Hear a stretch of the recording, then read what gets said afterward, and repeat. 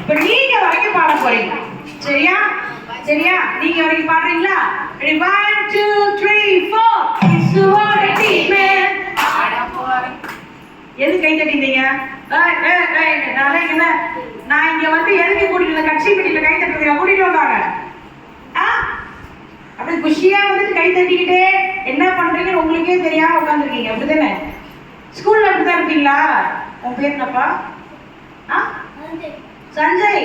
இந்த டீம் லீடரா? அப்புறம் ஓகேவா? பாட்டு கத்திட்டு பாடுங்க. சரியா? ஓகே. ரெடி 1 2 3 4